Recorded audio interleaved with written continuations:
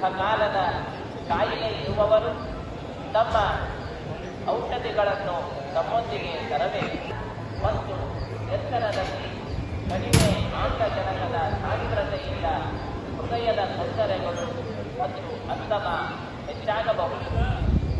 ದೀರ್ಘಕಾಲದ ಕಾಯಿಲೆ ಇರುವವರು ತಮ್ಮ ಔಷಧಿಗಳನ್ನು ತಮ್ಮೊಂದಿಗೆ ತರಬೇಕು ಮತ್ತು ಎತ್ತರದಲ್ಲಿ ಕಡಿಮೆ ಆಮ್ಲಜನಕದ ಸಾಂದ್ರತೆಯಿಂದ ಹೃದಯದ ತೊಂದರೆಗಳು ಮತ್ತು ಅಂತಮ ಹೆಚ್ಚಾಗಬಹುದು.